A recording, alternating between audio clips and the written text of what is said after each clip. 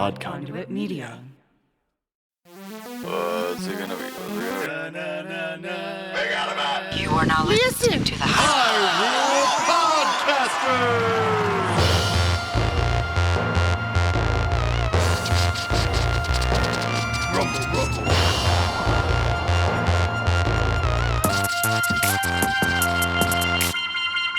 Hey there, dreamers, and welcome to another episode of Hyrule Podcasters!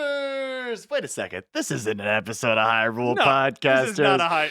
Absolutely not. So, while our feed has been kind of light, with just a couple interviews for the past summer, we have been hard at work, and some of you know this because you join us in Discord and you're present on our Patreon, but for those who don't, we have been creating a new podcast that already has a bulk of episodes out. That's true. It is the Sandman Unlocked, and it covers the Sandman comic and television show.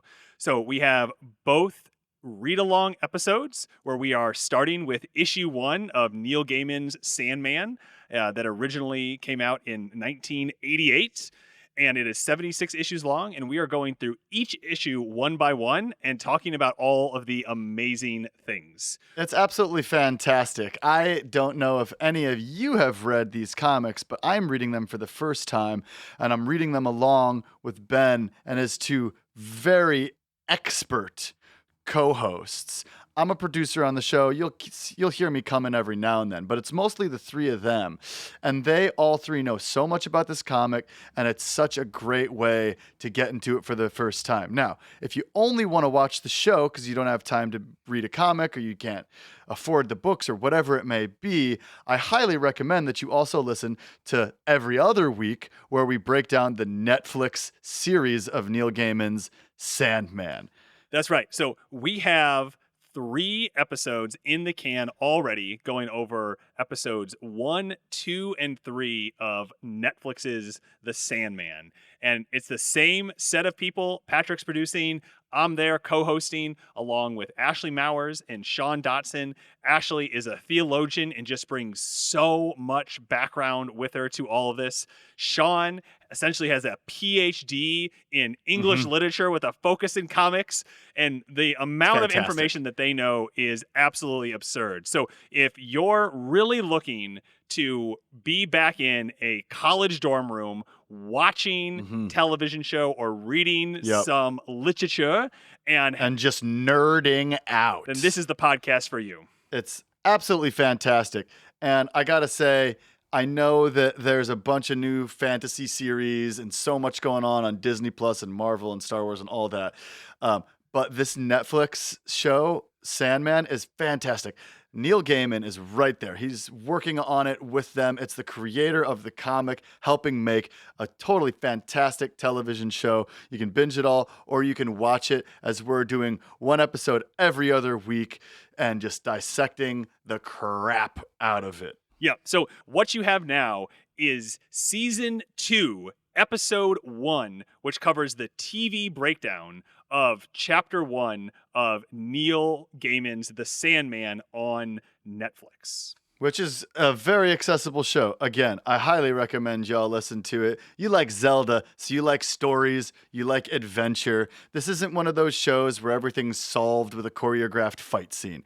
There's a lot of intricacies to each character. I hope that you like it, and if you don't worry, because we're gonna be back with a lot more Zelda content so soon. So soon. We can't wait to start playing Link's Awakening DX. If you haven't picked it up yet, make sure you get on it. We're going to be back in your feeds in October with new episodes of the Hyrule Podcasters. But until then, enjoy our episode of The Sandman Unlocked. I give you a coin made from a stone. I give you a knife from under the hills. I give you the blood from out of my veins. I give you a song I stole from the dirt, and I give you a feather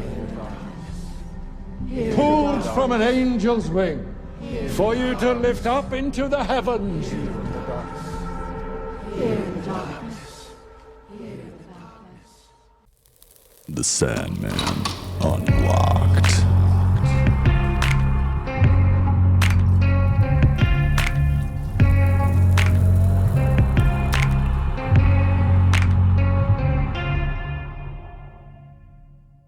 Hello, dreamers, and welcome to another episode of The Sandman Unlocked. I'm one of your co-hosts, Ben Childers, and it's my pleasure to bring you along with us into our breakdown of The Sandman Episode 1, Sleep of the Just. I'm joined by my two illustrious co-hosts, Ashley Mowers Hello. and Sean Dotson. Hey everyone, let's get Sandy. No, that doesn't work. Sorry, I'm not gonna do that again. We'll You gotta cut try it. things We'll out. cut it in post. We'll cut it in post. Sorry, Patrick. So, on each TV deep dive, we'll be working our way through 5 sections. First, we will summarize that week's episode and provide our hot takes. Then, we get into our scene-by-scene breakdown. We'll wrap up by connecting the TV show back to comics and then offer our final thoughts. All right, enough stalling. Let's hop into the summary. Ashley, over to you. Thanks, Sean. So, episode 1, Sleep of the Just, was directed by Mike Barker and then was written by Vanessa Benton, Neil Gaiman, and David S. Goyer. So you might recognize Mike Barker from Broadchurch, Handmaid's Tale, Fargo, those sorts of things. And really, this first episode starts off with 2 grieving men of means. They're plotting to capture death. Meanwhile, the Lord of Dreams departs from his realm to reclaim an escaped nightmare, and both groups get more than they bargained for, causing an epidemic of encephalitis lethargica and the destruction of the dream world. Thanks, Ashley. So next, we're going to move into our hot takes. And this is just the thing that you just got to get off your chest here at the start before we even really get going into our scene-by-scene breakdown. So, Sean, over to you first. What is your hot take? Okay, well, I think more than anything, having watched this first episode and this first episode alone, I would say there's a bit of relief. Like, Netflix, not the best track record when it comes to adaptations, even adaptations of like beloved properties. So it was nice to see that it looked great, that it sounded great, that it had an understanding of, the story and all of that. You guys want a spicy take? I can do that too. Ooh, this section is called hot takes. I don't know if we're ready for a spicy take. Okay, well, I'll lay it on you, and if it's too spicy, we'll get some water or something. Okay. Milk, I think. Let me preface this by saying I love a good beer, like almost all kinds of beers, like crisp Pilsner on a hot day, inky black barrel-aged stout in the middle of winter, and lots in between. But I've never really been crazy about Guinness. Like, I don't think I've had a Guinness since my early 20s. But Guinness, if you want to sponsor us, we will totally retract that, and we would love your sponsorship dollars. I stand by that also. I could do both, yeah. Win me over, Guinness. And, the reason is that although Guinness is a perfectly fine beer, especially if they sponsor us, it's like almost too smooth. Like it goes down too easy. Like I like a little bit of a bite, like a little sting, some complexity, something that lets you know it's there. And Guinness, I guess, doesn't really have that for me. And so for this first episode, at least, Sandman was a bit of a Guinness. It's dark, it's beautiful, but it's just a little too damn smooth. Okay. Yeah. We will accept your hot and spicy takes. So my hot take, I think, is in the same vein, and that is I love how they are choosing to embrace the medium of television to tell the story. You can't tell the story in the same way in the comic book and in the TV, right? Because the medium is the message, right? And that's kind of one of the things that we're constantly told, as, people that are, involved in media, that, it matters so much how you're delivering the actual story. And they didn't fall into the trap of saying, oh, we're going to have to make sure that we represent every piece of every panel of every page. in our episode. And instead what we need to do is we need to take the overall story and the themes and those characters and make sure that we're doing them justice, but that we are providing, for instance, the Corinthian as more of an antagonist than what we get in the comic book. I think will add a lot more driving nature, because if you think back to the first issue we just talked about, we talked about how we essentially had a protagonist in the Magus and an antagonist in the Sandman, and that really, we had an antagonist who, he was an antagonist just because he was in the way, but he wasn't doing anything. And I think having the Corinthian, I think we see him 3 times in the episode, really helps to, set a better foundation for a television show versus what you can do in a comic. So that is my hot take, that I like the changes that they made for the new medium. Ashley, what you got? Okay, so I know this is great for podcasting. I was gesturing wildly with enthusiasm while hearing Sean's spicy take, and I'm eating it up because I too have a similar, slightly different analogy, but I have an analogy for how I felt about the first episode. And it's kind of like when your favorite punk band starts selling merchandise at Hot Topic. It's just like not the same, and you just die a little bit inside, but you do buy the t-shirt. You just can't help yourself. I enjoyed the pilot episode. I did. But I felt like they sanded off the rough edges so much that we did lose some of the grit that I was really drawn to in the first place.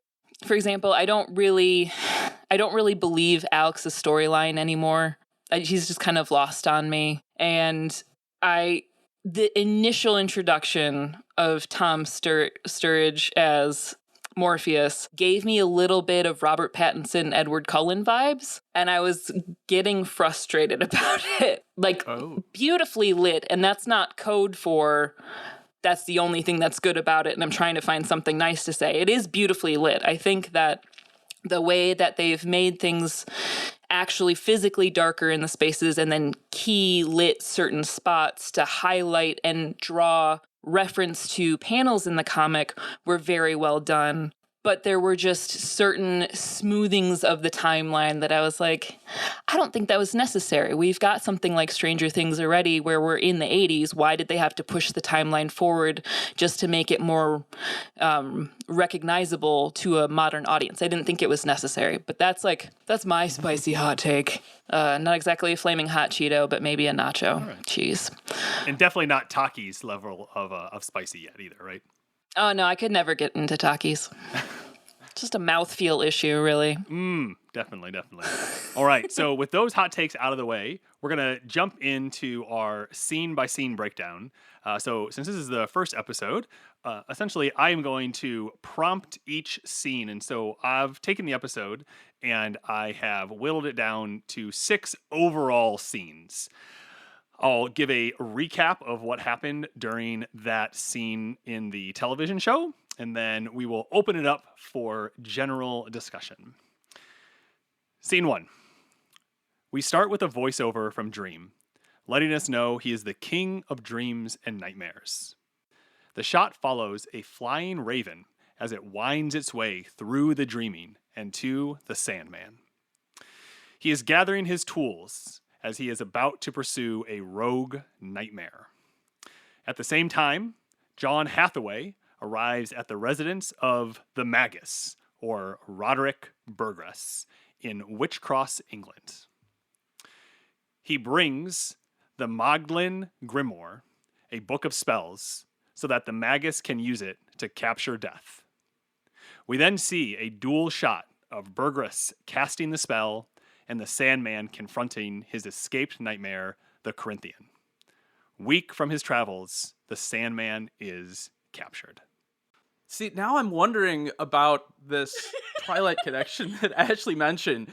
I haven't seen those, so I don't know. But I thought as a cold open, it worked pretty well in establishing the rules of the world, right? Like, it gave us plenty to go on there. I think one of the real triumphs of the show, is Tom Sturridge's voice and bearing as Dream. Like, I buy it. I buy the deliberateness and the pace at which he speaks. You know, if you look at the comic, all of Morpheus's word balloons are those squiggly black balloons with white lettering, and you know when you do that, the character sounds like something different. You know, not necessarily normal, and then it's hard to communicate in a medium where you need, you know, an actor actually saying these things. So I thought the fact that his voice sounded regal was pretty successful. It could have gone very poorly, I think, you know, if they hadn't been so careful in their casting. I will also note that I absolutely loved the transitions between the waking world and the dreaming. That bit where Jessamy the Raven is flying and flips from following John Hathaway's car traveling through England into the dreaming. I thought it was just you know, for an all kind of digital sort of transition, it worked really well. It looked really cool. Yeah, I watched that again this morning. I love that scene. Yeah, and like the same thing goes for Dream, actually throwing his little sand up in the air and winding up in Berlin to confront the Corinthian. I thought that was an extremely cool transition. Great way to travel, like teleport sort of thing. Yeah, no, I think Jessamy's flight is beautiful, but I did have that immediate knee-jerk reaction of like, okay, Warner Brothers, like we've done the Harry Potter owl flight thing, and can we like find any other way to introduce a fantasy world at all? But I like people love drone shots right now. They really do. They're like the coolest thing, and I thought at least this brought something novel to the drone shot by having it be digitized, having it do like the flip, you know. So yeah. Sure, but I was like humming the John Williams main theme, Hedwig's theme, in my head as it was happening. I was like, Warner Brothers, you have more than one note to play with here. Come on. But I did. You're right. I did like that transition. I like how the sand is used. The thing about the Corinthian, I was expecting to be way more afraid of him, and we'll get there.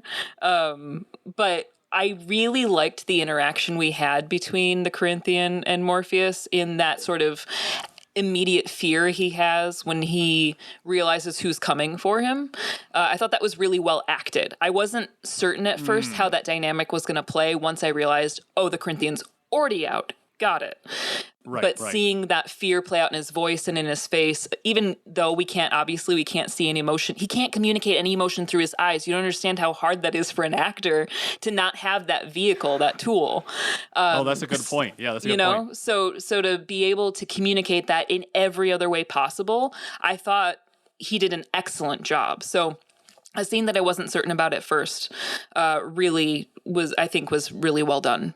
I'm looking forward to seeing how that dynamic plays out. And I just thought, again, kind of reflecting what Sean had said earlier, they just did it like the three of us here have read the comics, have read comics on comics, have read, you know, essays on these comics, have thought about these comics. Most of the people who are going to boot up Netflix and click the Sandman button have maybe heard of the Sandman during the last month of marketing. That's it, right? And the fact, so I just checked, the Sandman is #1 this weekend in 87 countries, which means they obviously did, and to me, kind of reflecting on both what you said during your hot takes, it did feel a little bit like, even with this like intro, it was a lot like what J.J. Abrams did with The Force Awakens. Like, he understood the assignment and he hit the assignment. Like, you may not have liked what he chose to do, but that's okay. He was tasked with bringing a whole set of new people in and reviving, you know, a franchise, you know, after the prequels. And whatever happened with the other two movies and how you feel about those, like, he definitely did the thing with The Force Awakens, even though it hits a lot of the same beats, even if it uses a Hedwig style, like, fly in those kind of things. And it does a good job. I mean, I timed this first part. It's 4 minutes and like 40 seconds. And you know, okay, we got antagonist, we got protagonist, we got someone captured. You've been introduced to about 5 key characters, and now like you're off to the races. Whereas it took an entire issue to do all this, when you look at like the comic. And that's where, when I was thinking about like my hot take, the medium is so important in thinking about like, right, it's a television show for a totally different set of people than the comic. No, that's totally fair. The first time I watched it alone. And then my husband came home and was like, can you watch this with me? I need to know if I'm being fair or not. And he's like, all right, because he hasn't read any of the comics. And we sat down and watched it, and the episode ended. And he's like, so what were your complaints? I really enjoyed that a lot. Now I want to read them. And I was like, okay, well, first of all, John Hathaway drives up in a horse-drawn carriage, not in a car. So, and he's like, Ashley, okay, come on. So I totally know I'm being way too nitpicky. This is just one of those like overly hyped up fan things that you want it to succeed so much that right. There's like a certain anxiety that comes through in watching something for the first time that is an adaptation of a favorite piece of literature, because you want it to be perfect so everyone else can see how perfect it is. And so when you perceive literally any differences, it's like, why did they change that? What if people don't like it now? And it's like, I doubt people are going to notice that. So I do find it very helpful to watch it with somebody who has no concept as to how it goes. Yeah.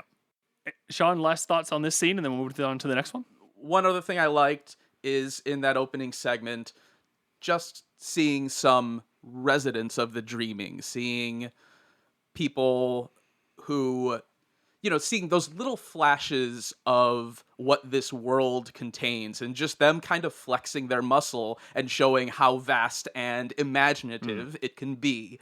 I think that was exciting. And the final thing I'll say is that when Dream confronted the Corinthian, that sort of inky black cloak that floated up around him, I also thought that was very cool. I thought it was properly menacing, and it was a pleasure to look at. Moving on to our next scene, the Corinthian visits Roderick Burgess and lets him know that he has captured Dream of the Endless, Death's brother. And he gives him advice on how to ensure that Dream stays imprisoned. We are also introduced to Dream's raven, Jessame, who is watching the two of them collude together. Roderick then goes to Dream and asks him to give his son back in return for his freedom. Dream does not respond. Ashley, let's throw it over to you first. Yeah. What did you feel about this scene? I enjoyed these scenes because now that we've encountered the Corinthians' dynamic with Dream, seeing him interact with a different character entirely, I'm like, okay, now I see why this guy's a nightmare. He is really terrifying, even when he's just standing talking to you politely. The whole sort of like genteel manner. Yeah, seersucker suit, the little hat and everything. I'm just like, I don't trust you. Absolutely not. Get thee hence. When stranger he just kind of stranger danger. Right, exactly. When he just swans into his house, I'm just like, oh, absolutely not. Turn around. I'm terrified for you, Roderick. This shouldn't be happening. I do find it really interesting that he comes in knowing who he has and is the reason why then Morpheus or Dream ends up being in that glass egg type shape. That I find kind of interesting. I'd be curious to see if, and this is me getting super nitpicky, if we hear or see any scenes as to like why the Corinthian would have such kind of knowledge, or if it's just we're just going to trust that he knows some stuff with his intimate relationship with his own creator. I don't know where that's going. I do see that it sets up that there is this sort of antagonism with regard to rebelling against one's creator, but it is interesting to me that he has as much knowledge as he does for someone who's supposed to be more powerful than a god. I do like that he also understands and warns Roderick about Jessame and her ability to not only observe very closely, but listen and then report back to the dreaming. That's very helpful. I don't think people would necessarily get that right away. And then the posture with which the actor personifies Dream, that very closed off sort of hunch that he has, works very well, I think, again, as a one-to-one comparison with the comic. The face was a little pouty for my taste, which is why I compare him to Edward Cullen. But again, I think this is where the lighting comes in really well, because it makes him look very alien. The way they've lit and where they've added the shadow. I think with the introduction with his voice at the beginning of the episode, you're set up to take him more powerfully. If we were just introduced to him as a silent figure, I don't know that I would be on board right away. But because we've heard his voice already, I'm willing to go there because you kind of have that resonance that he's created that now you kind of trust. Yes, this is in fact a very powerful creature or entity as people are encountering him. So I'm willing to go with it. But I do think that these are setting up the players on the chessboard very interestingly. Yeah, I think that's a great point. I think the way he was seen in the there was a Vulture review that called it Bubble Jail. Yep. The way that we saw Dream in his bubble jail really did sort of highlight that alien quality that you mentioned. You know, you see sort of highlights his musculature that's like folded away from you and things like that, and it looks it's very effective in that sense. Other than that, the scene was a lot of, you know, setting things up. The character of Roderick Burgess is a little hard to pin down in the television version because, you know, you have this introduction of his desire to see his son return to him, but then you also just see him, like, you know, being a sort of power hungry dude. It doesn't really, it like almost tips into a sort of you know, sympathetic portrayal, but never really completes that move. Like, he's still, it's as though it sort of tries to add a bit more dimension, but ultimately it still ends up a fairly you know, one-dimensional character there. Right? Yeah, well, I guess that's why I was so perplexed as to why they chose to give him a firstborn son before Alex, because it's like, what does this really achieve? I'm still not sympathetic to him. He's still an awful person. Yeah, and I suppose it sort of it drives, you know, our knowledge of Alex's character a bit, but we see so many other points at which he's, you know, belittled or distrusted or incapable of standing up to his father and things like that. Like, we get so much of that already. I'm not sure what that additional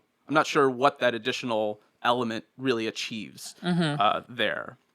But I do think it was a good way to, you know, to lay out, again, this is a lot of setting the table. And so I think in, you know, having that bit of extra introduction from the Corinthian, it was helpful to viewers, you know, in addition to driving the story forward and, you know, continuing to set up future conflicts. They also seemed to kind of use that bit to explain the way that the timeline works a little bit, right? Because the Corinthian is like, oh, you know, you'll have a bit of power from just these, the pouch and the ruby and the helm, you know, you'll have extended life and the power to manipulate others. Right. So, I mean, you need a way to make these characters last 100 years, right? So I think they just kind of shove that in there and maybe hope we don't think too hard about it. All right, scene number 3. Dream has been imprisoned for about a decade at this point. We see a teenaged Alex working one of his father's parties. We're introduced to Ethel, who becomes Roderick's lover. Alex takes over for the guards and is caught by his father, telling Dream that he would let him out if he could. Roderick then forces Alex to kill Jessame, Dream's raven. As Alex half-heartedly hunts Jessame, she lights a match to cause a fire so she can go and try and help Dream. Alex comes in and shoots Jessame. All right, so this one was pretty big from my perspective because what it really showed was Alex and we'll get into this more in the comic. You know, he has a slightly different role in the comic because he's the only son and he takes over. And in this case, you can just see this really at the end of the day, just like cowardice that Alex has, right? He's too fearful to do the right thing at the moment when he could, right? And instead uses that cowardice to try and get him back in his good graces with his father by actually killing Jessame. And then, of course, the very first thing that that Roderick says to him is, essentially, you're so dumb you could have broken the glass, right? Which is which is our kind of little cue as to a bit of foreshadowing that we get later. And so it was just one of those things where you can really see that it's that moment that Dream, thinking that he might have somebody to work through, is going to harbor a debt against Alex that he will repay later on. Yeah, I actually really liked this. It's a new element, but this connection between Alex and Dream, and this almost sort of like will they, won't they kind of thing, I thought that worked really well because it's a TV show and you need like acting, right? You can't have the almost total passivity of the comic book, where again, sorry to get too much into comic book differences, but we talked about how passive that first issue is. Very much so. And by the time, Roderick Burgess is dead in the comic, you have Dream trapped in his glass prison. You have Alex, who is just as trapped in his father's shadows and can't do anything differently. And neither of them are really moving anywhere. But when you have actual moving human beings on the screen, then, as you mentioned, you have to do something. They got to with do that. something. You have to do something, right? And I thought that the way they teased that potential connection between them, adding a bit more of a sympathetic bent to Alex's character, I thought it worked really well. And then I thought the sudden bloody death of Jessame was a really powerful addition there. I mean, I think it was really just like the one, actual shock of the episode, I would say. Yeah, no, that was pretty gruesome because even the way they animated it, it was like a balloon bursting. Yeah. I like gasped. Yeah, absolutely. It was absolutely horrifying. And the actor who plays Alex did a good job of also looking shocked by his own actions, which I appreciated because it's so out of character for him, except in this moment when suddenly, he's being ordered by his dad and it's a whole, he's beaten with a cane. What are you going to do? The thing that I wish we got a little bit more of is Sykes, just because he's he's clearly a critical figure in this house and he's a critical figure in the original narrative. So we have this great moment of familiarity between Alex and Sykes, when Alex is caught reading the newspaper and we get that hint of, this is what's happening in the world because of this, that I just wish we had more moments like that, but I can appreciate why we have to, cut for time. What did you think? Oh, go ahead, please. Sorry, it made me think. What did you think then of the heightening of Ethel Cripps's role? Well, yeah, that's actually in the absence of something. Right. That's actually what I was going to get to next. I appreciate that Ethel has more agency, but while they've heightened her agency, they haven't given us much of a reason for why she's there. Like, she just shows up. She kind of just swans in. We have no idea why she's at this party or why she'd be curious to be there. We don't know if she's a socialite. We don't know if she's a grifter. We don't know if she just goes what from does she want? Yes. Right, exactly. What is her motivation? And she just kind of comes in. Oh, I thought they stated it really nicely, where she's like, you can introduce me to the Magus. I mean, that's what she wants, in my mind. Right, but for what? That's like what she says to Alex. That's, I guess, what... It's just, is she just social climbing? Like, yeah. Hey, this is a rich, powerful guy. Let me get in. And then, does that jibe with the characterization that she's then given to be a little bit more... Like, she's... Motherly. She's motherly, right. Right. Fair enough. No, yeah, exactly. So she comes in, we're not clear about her motive, but then she's super nice the whole time. I thought she was playing Alex in that first scene. I was like, oh, okay, here we go. I guess I get it. They're giving her more lines this time, but like, what is she here for? And then for her to end up being a relatively nice person. I'm like, no, you're supposed to be bad and I'm supposed to hate you. Like, what are you doing here? So I'm kind of conflicted because I like the fact that she has a speaking role and that she, has a bit more depth here, but I'm also suspicious of it. And if I'm going to be suspicious of somebody, I want there to be an actual reason for suspicion, not just me not trusting anything because of who I am as a person. Yeah, I'm excited to see if they continue to flesh out that character. It seems like, she was in one of the final scenes of episode 1, so it does seem like they may continue to use her a bit more than we may have seen in the original text. Right. Yeah, I would be happy with that. I would like to know. I think it was effective in the sense that I would like to know more about her. Right. Yeah. Sure. Yeah. Yeah. So just so listeners know, we're watching these as we do them. So we did not binge all 10 and kind of know what happened, because we want to have more of a realistic conversation with you all at home. And so, we don't know. We know what happens in the comic, but we've already seen enough divergences from the comic that, I have a general idea of the story arc, but I don't know the individual actions. And that's really exciting for me. So, and hopefully that's exciting to you as you listen here. Before we move on to the next scene, I also just want to flag that, like, the morning after the party where Ethel is introduced, there's that, like, post, like, orgy scene. It's a post orgy scene, right? Yes. Like, Yeah. they'd had a big old orgy. Big time. Right. And there's a man passed out on a chair cuddling a taxidermied armadillo. And I just thought that was a nice little How detail. Did I miss that? That's amazing. That's amazing. Did you see that on your second, third, or fourth watch through? That was the second watch. The second watch through. Today, Nice. All right, everyone. We're going to go take a walk through Destiny's Garden, and we'll be right back. In our fourth scene, we learn that Ethel is pregnant, but Roderick wants Ethel to have an abortion. She flees with Dream's ruby, mask, the grimoire, pouch, and $200,000 in cash. Roderick confronts Dream and asks for his help once again in bringing Ethel back. Dream does not respond.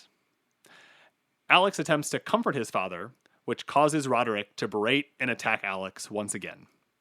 In the scuffle, Roderick hits his head on the glass prison and dies. Alex appears ready to release the Sandman, but is dissuaded by Sykes. Sean, you want to kick us off? Okay. And I promise I did like this television program. However, Burgess's death, I'm sorry, it was silly to me. It was just silly. Oh. I mean, I don't know what else you do. I don't know if a dramatic Charles Dance death scene as he succumbs to old age, like what we saw in the comic, just kind of a broken, beaten man pathetically begging for what he thought he deserved the whole time. I don't know if that would have been better, but the guy slipped and then he smacked his head on the bubble jail, and it felt a little silly, I gotta say. Especially when you call it bubble jail. Yeah. Ashley, it sounds like you agree with Sean's point here. Well, I do, actually, because I think that Charles Dance is an extraordinary actor, and I think he can carry a scene in which he is... What I imagined in my head was going to happen is that he had aged considerably. He's staring at Dream. He's angry at all the things that he does not get to keep. You go into a monologue with him starting off angry, like we're used to him seeing. Yes. And then progressively get to more and more upset and sad and starts grieving all of the things he's lost. So instead of being mad anymore, now he's upset and grieving and actually feeling the full weight of his grief, both of his son, of his youth, of his power, and having sobbing, which again, he can pull off. We've seen it in other media. And then just, maybe have a heart attack or something else that would allow him to have like a very mortal end, not just oops, we had an accident. It just didn't, this is part of what made Alex's character arc not really so believable to me. Because it just didn't seem like something that he was really pent up to do in the moment. Whereas I feel like having a narrative in which you were actually confronting mortality and your own hand in the life that you've built for yourself, I think that's worth addressing in an actor's performance as opposed to like a really clipped scene. That's my opinion. I would have loved to see that. So I disagree with both of you. And primarily, I disagree because I thought, what a better way to take someone out who thought they were in total control of everything than by literally killing them with their two failings.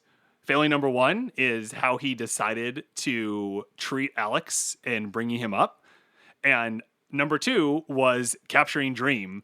Because one of the things that I feel like they made very clear, outside of that one party, and that was one party that we saw, and we saw that people tend to want to like show up here, but we're not seeing any other glamour, any other sophistication. We're not seeing the cult is being like rebuilt. When we see the inside of the house, we're not seeing that it has, transformed into this, lively place where there are people all around. It really looks like they took someone who was a sad, pathetic man who had some innate magical ability, and they killed him in a way that is representative of the kind of person that he is, which is he is a sad, lonely, broken man, and he is going to die because of his two major failings in his life, which is the failure to adequately care for the child that survived and to do the right thing in terms of letting Dream go. And I really found that to be pretty powerful because, again, in the show that in the story that we're being presented with right now, so leave the comic book to the side. We don't know any of that information, right? Like in the story that we're being presented with, that's what we're seeing. I mean, we see him, stomping around the house and yelling at a raven, and he doesn't look like someone who is in full control. And so to die in that way when he is not in full control, to me it made sense for him to die in the way that they are telling the television show. I don't know that I can interpret Burgess as being all that sad or old or lonely. He clearly had his own, coven going before he gained notoriety. He had his own people following him in their own way. Ethel shows up for a reason, but then not only just shows up at the height, but also sticks around and wants to stay, and probably would have stayed if he had not demanded that she get an abortion that she didn't want.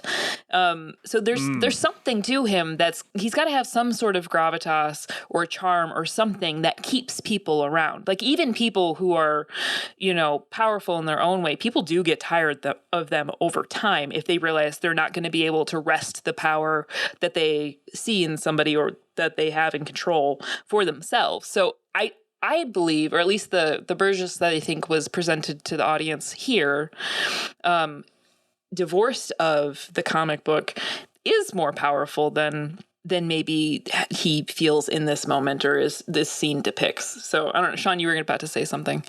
No, I think, Ben, you make a good point on that sort of poetic justice of his demise. And I think the only thing then that I could say would bother me about that is that it was just a little too neat. It just, the edges folded up together just a little too neatly, which, isn't necessarily a failing, but just, I suppose I would have liked to see the show dig a bit more there, strive a bit more there. You're so much more tactful than I am. That's good. It's like we have a balance. That's a good thing. Does anyone want to, before we move on to our penultimate scene, does anyone want to talk about the cowardice of Alex in this moment? I mean, I do like the fact that Sykes chimes in and says specifically, "What would your father think?" I do appreciate that, because I think if there hadn't been that line, it would have been a little bit like, why isn't he? Like, this would free him of so much responsibility that he hated in the first place. So having that line added, I think, adds a lot to that moment that would have been lost otherwise.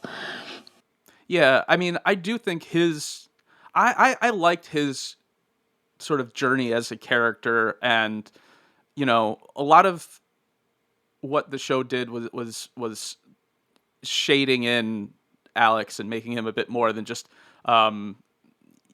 just a continuation of the story. Like the episode was very much about him and around him, and him being as trapped in his role as Dream was. And I thought that was a good move, and the actors they had playing him all did a great job in terms of communicating that. I thought he conveyed extremely well how close he came to doing something different, right? I think that fully came across. Like, you saw him wanting to do something different, and then you saw him try to be like, well, I'll have to think about it, and in just that very much that way that you might say to someone trying to like sell you at a store or something when you're just trying to get out of there and get yourself a little space, right?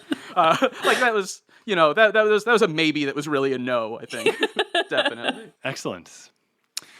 All right, so for our fifth scene today, first we see Paul, a groundskeeper, comfort Alex following his father's death. Then we see that Ethel has given birth to a baby boy. Alex leads Paul downstairs and shows him their unwilling guest. Alex comes and asks Dream to not harm them if they release Dream. Dream does not respond. Then a much older Alex is talking to Dream, telling him that all he ever wanted was to be free of him. As Paul wheels Alex out, Paul rolls the wheel of the chair over the protective circle and gives Dream a knowing look. Then, one of the guards lets out a yawn and starts dreaming of a sandy beach in Majorca. All of a sudden, Dream stands in front of him and scoops up a handful of sand. The guard starts shooting at him. We then cut to see that the guard is dreaming and is shooting at the glass prison. The prison shatters and Dream teleports away. Ashley? Okay, I have to just say, I actually was excited about this. This is something I liked, so people can relax. I really like the fact that Alex and Paul are together. I thought that in the comic book too. I was like, they've got to be. There's no way that you just stick around for that long, right? There's got to be some interest. So I actually like. They made it much more explicit. What was that? They made it much more explicit. Yeah, right, exactly. And I thought that was necessary. Right, I like the fact that Alex had one nice thing in his life. Honestly, I like that Paul already worked for the grounds, and that they just met up in that regard, and that you immediately have these two trust one another and Alex can trust him enough to bring him downstairs and show him basically what his greatest shame is, that there's this being locked up in their basement. I mean, honestly, if you have a crush on somebody, you don't show them the weirdest thing about you first go. And he's just like, great, I'm in love with you. Want to see the guy we have locked up in our basement. Like, that just doesn't happen. So, like, there's clearly, like, there's a lot of trust there, and I think that's necessarily so, and I think you see that. So I appreciate that sort of mini love story that we get. I like that we're getting a silent dream still, and that you get them pleading, you get them both pleading with him to just talk to them. I do find that that's an interesting sort of motivation for Alex now, that it's not even just, I'm going to let you go, but I just want to hear your voice first. Like, I just want you to say something. I think that's kind of curious to me, and that Paul is the one to say, you maybe be a little nicer and try to see it from his perspective. That whole sort of transition from, Alex being this beaten down kid to being the master of the house now, and also having a relationship independent of his father, and someone else now pleading with him to be the person he wanted to be earlier on, I find kind of compelling. I wish we had more of that. But I do think that once Dream is released, that whole very quick sort of turn of events was really beautifully done. Yeah, I agree. And Ashley, that is such a good point. That I hadn't thought of that at all. But that was like, now I'm very moved by that moment of intimacy with Alex showing Paul like the worst thing about him, right? Like, I mean, that's a very scary thing, and it's something you have to do with anyone who you like really care about, right? Right. And the fact that it can be rendered in this fantastic way in on screen is really it's a very Sandman moment. It's really when you take these very human feelings and times of your life, but it's all shown in this horrific or fantasy like or mythological manner. That's a really true Sandman moment right there. And yeah, I thought the dream breakout scene was pretty great. Like using the fear that the guard had for seeing Dream suddenly appear there as to get him to start shooting and to break the glass case. It was very clever, and it worked out really well. And it was that was actually like kind of cooler than Sam Keith's drawings in the comic, honestly. Ooh, shots fired at Sam Keith. No, I love Sam Keith, but the way that part of backtracking now. the way that part of the story. Actually, I'm gonna talk some shit about Sam Keith in our next. Sam Keith isn't going to be a guest anytime soon. Our next comic episode. No, okay. He wasn't happy on the comic, okay? Just so everyone knows, he did not dig his work on that, and I think it shows a little bit in the next issue. We'll talk about it in our next episode. No, that's so true. But I think there was a very clever way of doing that breakout scene, giving us something a little bit new, while of course having that very classic visual of Dream floating away through that portal. Ashley? Yeah, it just with regard to the portal and everything and that process of shooting him open and free from the glass bubble, you see how much pent up power was there that entire time with how quickly everything happens once he is free. And I really loved how you do get the full sense and scope of his power even when he's at his weakest. I love that it speeds up. It speeds up. And so to be able to suddenly have him just boom, out, gone, done, they transitioned through that very well. Absolutely. In our last scene, we see a progressively de-aging Alex follow a black cat that turns into Dream. Dream gives Alex the gift of eternal sleep as punishment. After more than a century of being imprisoned, Dream is back in the dreaming and is found by Lucien. Lucien and Dream head towards the ivory gates of the dreaming. As the gates open, we see that the dreaming has decayed in Dream's absence. And as the gates close behind them, we see his tower crumble. Okay, well, I mean, seeing the scene in which Dream confronts Alex, I thought that looked great. I thought that shadowy Dream figure with the bright shining, with the pinpricks of light for the eyes was menacing and effective and just great. And Neil Gaiman talked about that on Twitter a little bit because people were saying like, oh, why don't his eyes always look like that? And pretty much like production-wise, they just couldn't. So they used them where they felt like it would make the most amount of sense. And that was one of the spots where it was like, yeah, it looks phenomenal right there. So let's use it right there. Yeah, and I hope they continue that throughout the series. I hope like we get these like occasional moments of that. Well, I think we will, honestly, because in this first episode from the beginning, when Alex is talking to Dream for like the first time and he talks about like potentially letting him out, he doesn't have the glint, and then suddenly his eyes do start to glow a little bit, and almost like he's like, okay, I have some power and I have some hope. And anytime his hope died, that's when you'd see the glimmer go again. So now that he's at nice, relatively decent strength, at least for this realm, seeing them, glamour as much as they do is like, oh shoot, this is my first sign that I'm in danger. Yeah, and I think showing the sort of de-aging Alex go through the as he goes through his dream worked just as well as in the comic. I thought that was great, and I also think that seeing Dream's crumbled palace and realm worked really well. Like, you know, you got to see it so briefly in all its glory in the beginning, and I like that it was literally falling apart as he was standing there with Lucienne, right? There's like pieces falling off and crashing onto the floor like during that part. You know, the sense of loss was communicated very well, and you know, that all that was effective. Now, I don't know if I want to get too in right now to a difference of the comics, but I mean, Eternal Slumber. I know. Thank you. Oh my gosh, thank you. Yes, I had it in all capital letters.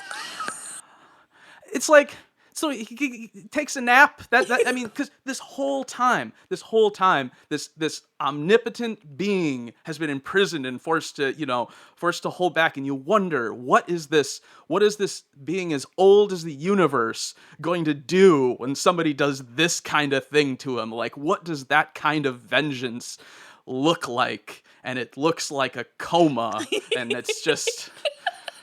Well, I would remind you that while Alex certainly didn't free Dream in the television show, it also seems like he didn't engage with him in the same way that his father did.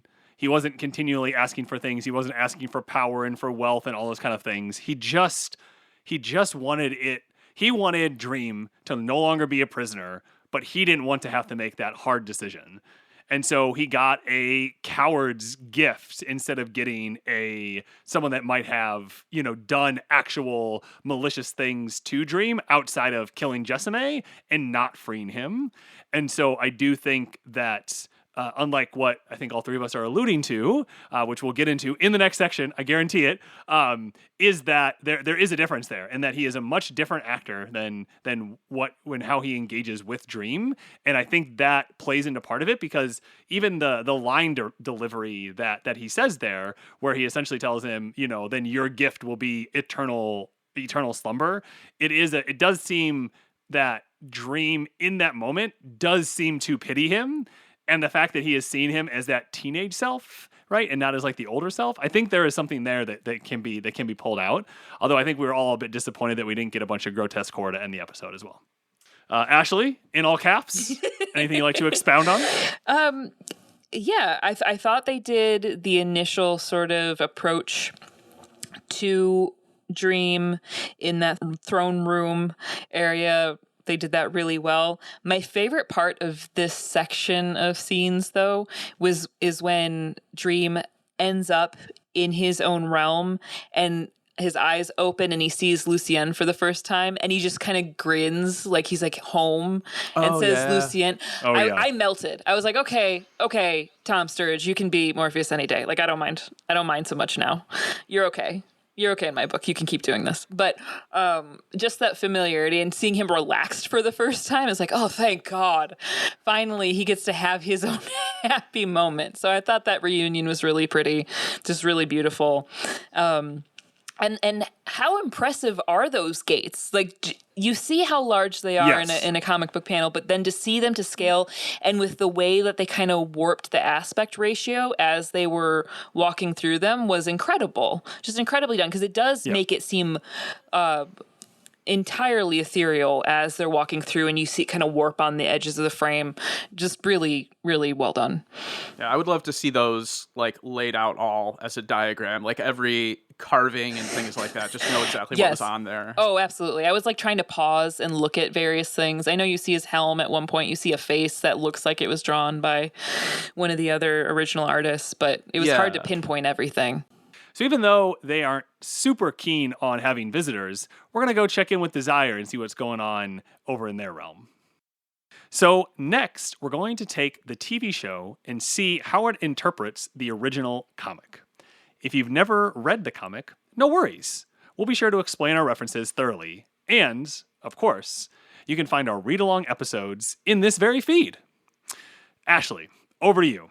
What do you want to connect back here with the comic? Ooh, okay.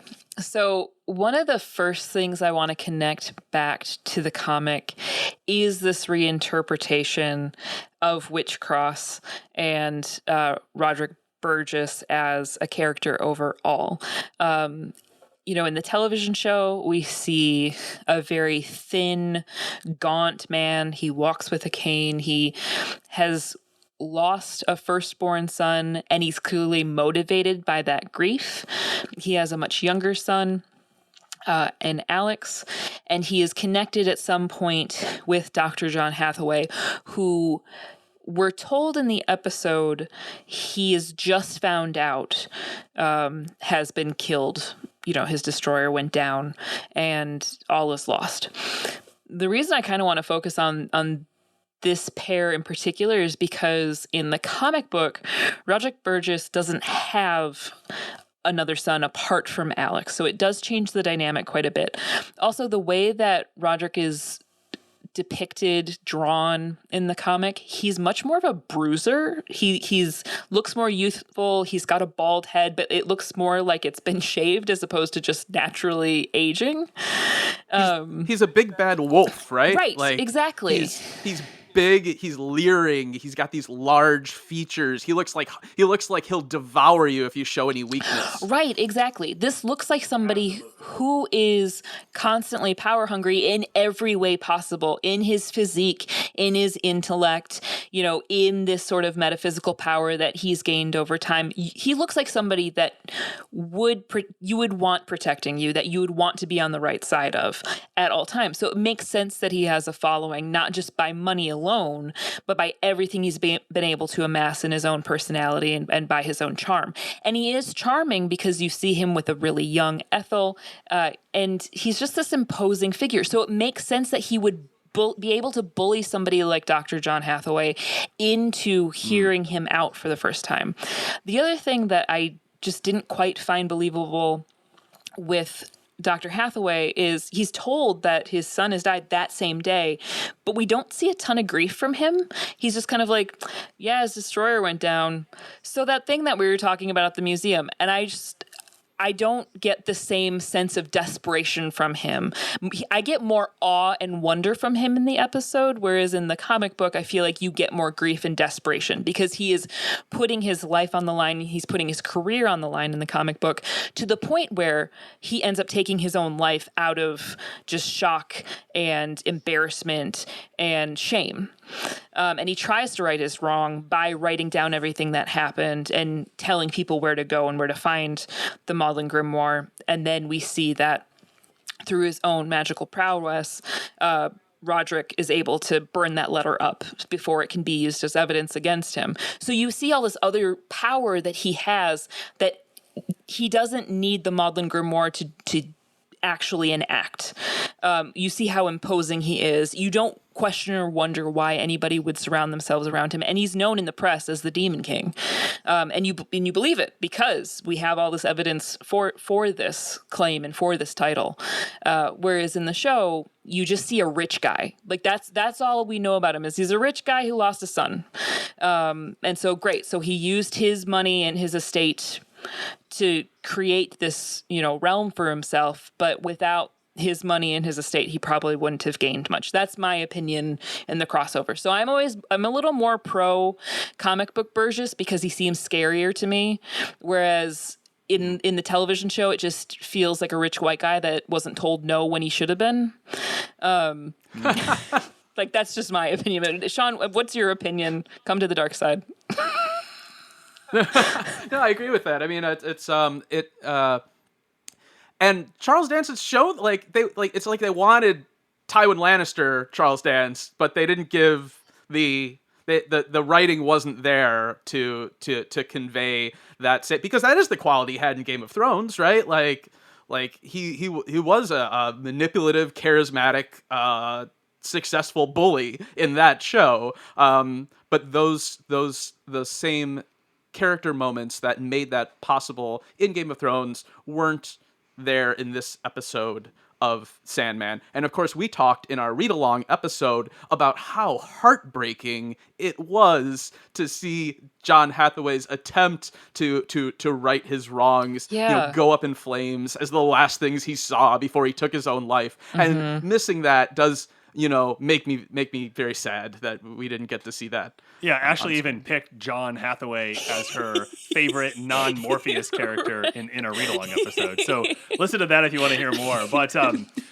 Sean, what's one thing that you wanted to kind of pull here, television show, comic, not necessarily compare contrast, but just something that you want to connect back to it? Well, I think it's important to note that a comic book, written in the late... Neil Gaiman has always been aware of the market that he's telling stories in. And the market for comic books in the late 80s, for the kind of mature storytelling he wanted to do, was very horror-oriented. Those books that were successful were like Alan Moore's Swamp Thing. That first comic book advertisement for Sandman advertised it as sophisticated suspense, was the exact wording of the advertisement, right? So it was very much a horror story, and as a... Like Basic Instinct. Exactly. Almost exactly. Not quite at all, but okay. But... And as a horror fan myself, I loved those horrific elements, and I love how slowly over the course of the series, these more fantasy elements came in too. Now, the audience is different here, and of course, as Ben pointed out, the medium is different, and so it's the horror elements have been removed almost entirely from this show, those elements that were there in the original comic book. So I'm thinking of, in particular, the eternal waking punishment, which was Dream's original punishment, Alex, which talked about briefly. Not having... I just found it so... Like, it's such a clever idea, of the kind of punishment that the Lord of Dreams could give out, is to give you that nightmare where you always think you're finally awake now, but you're really not. And it was gruesome, and it was smart, and it was horrifying. So it's those kind of horror elements that I did miss. The magical war between Burgess and Sykes that ends up with Sykes getting his head blown up too, But no cats had to die. No cats had to die, and that's always a plus. Yes. No cats had to die. That's kind of nice. That's true. No cats had to die. So when I talked in the beginning about kind of smoothing it out, about how making it too smooth, I think part of what I'm thinking about is the removal of those horror elements that drew me in so much as a kid, just reading the book for the first time. But on the other hand, they've played up the fantasy elements much more. Very much so. In a way that they didn't in the original, in the first issue anyway of the series. You didn't see Dream's Kingdom or anything like that until the next issue after that. That's great. Excellent. So I think my main pull from the comic is just we get a lot more of Dream and understanding his character than we do in the comic. And I think that actually serves the overall drive of the story really well by letting you latch into the character really quickly, right? Seeing him, taking action, and what is he trying to do, right? There is a nightmare that is in our world that is killing people, and he feels like it's his responsibility to go handle this, even if it might be a little dangerous or it might be, something that he doesn't necessarily have to do. Like you really see that he takes his responsibility to very seriously, and that it is something that he feels like he needs to clean up, because this came from his realm, and this is one of his subjects, and something that he needs to handle. And so I do like that and it was a nice way to introduce an antagonist that we're going to get here for probably the first couple episodes or so is what it seems like, based off kind of some of the other characters that we've, seen kind of, melded, into one.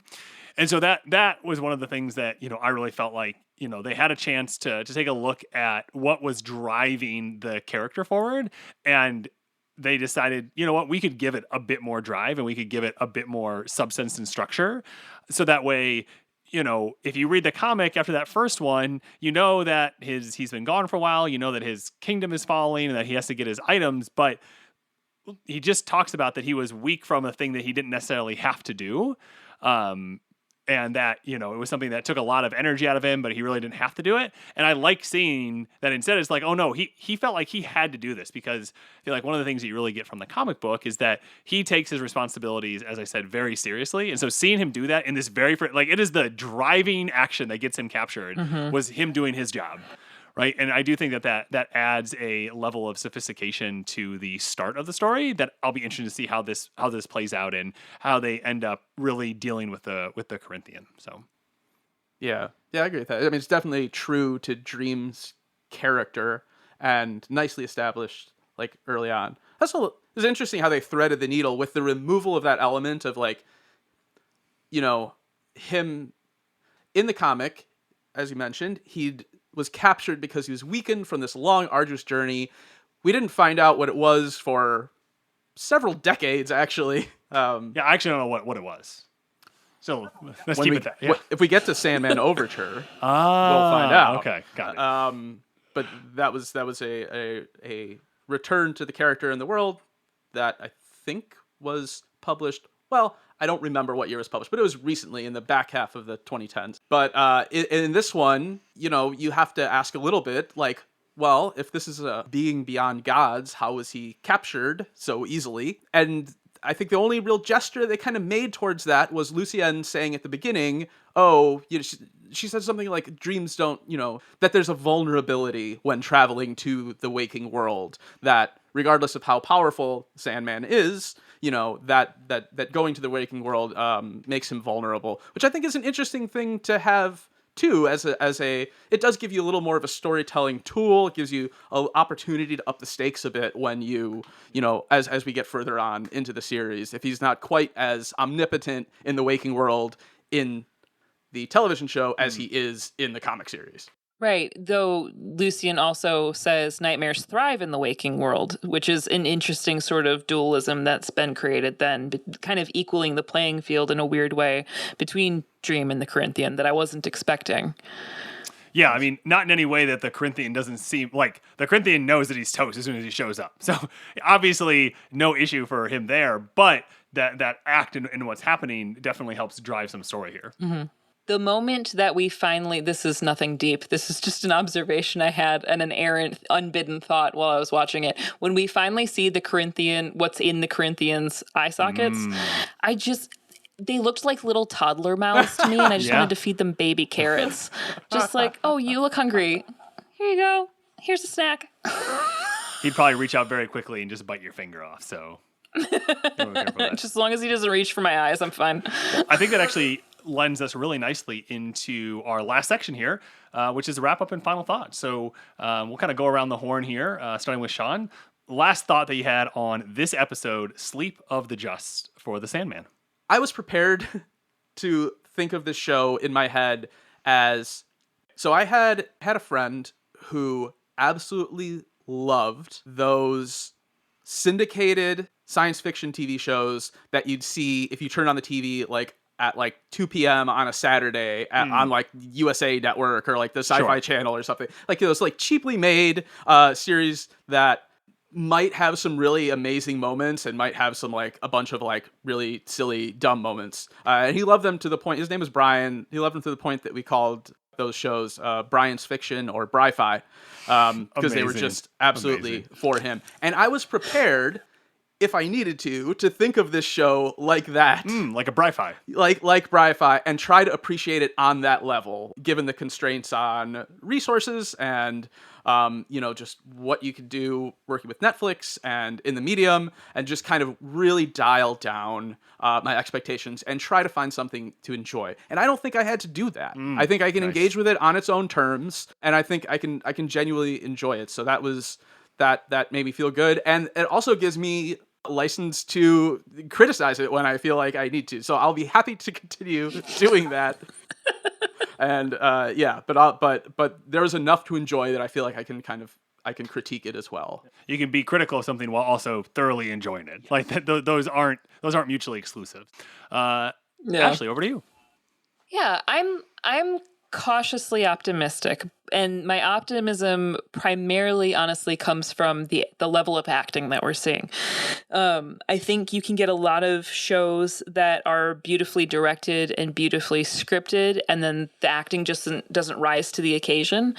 I think sometimes you can have a really terrible director and you can have amazing actors, and they are just given terrible direction, even though you know they're better than that.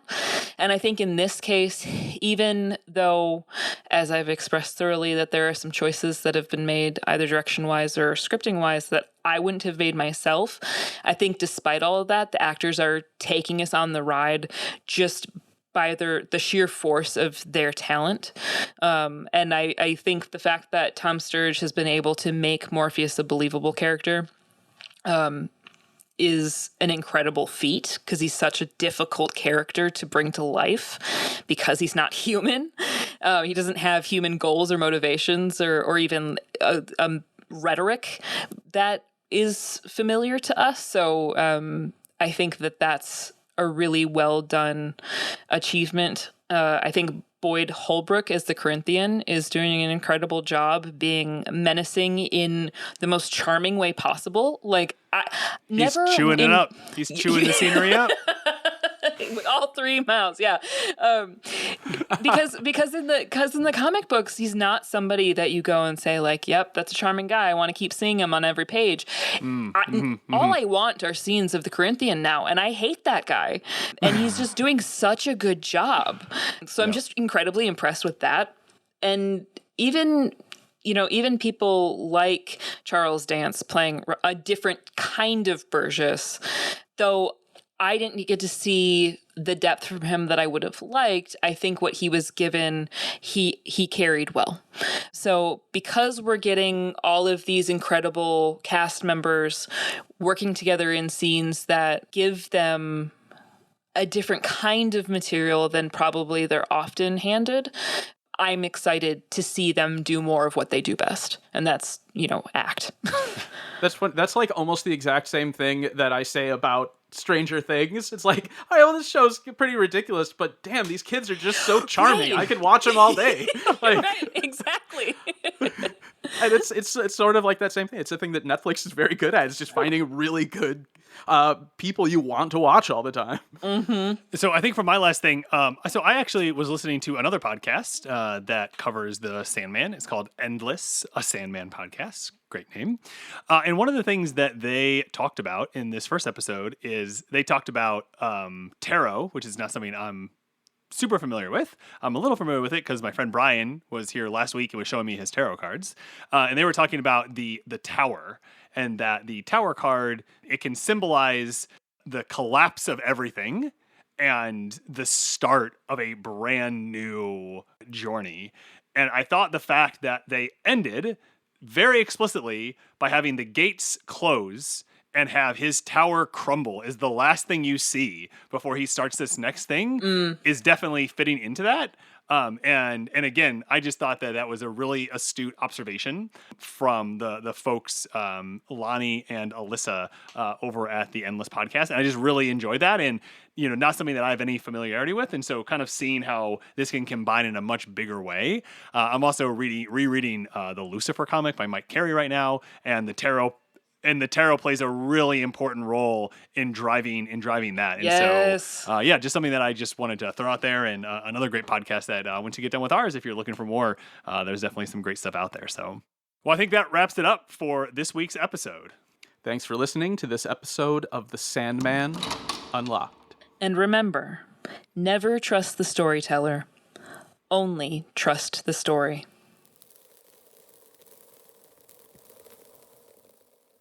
Thanks for tuning in to The Sandman Unlocked, an Odd Conduit Media production.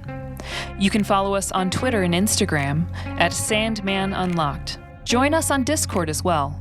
Thanks to our show producer, Patrick Childers, and to Lieutenant Headtrip for our theme and incidental music. If you'd like to support us directly, head over to our Patreon. You can follow Ashley on Twitter at DEEDEE_K and on Instagram and TikTok at Ashley Mowers. Find Sean on Twitter at Lon Dogson and find Headtrip everywhere at LT Headtrip. You can get all of this info and more in the show notes. Make sure to follow and subscribe, and review us wherever you listen. Until next time, and remember, never trust the storyteller, only trust the story.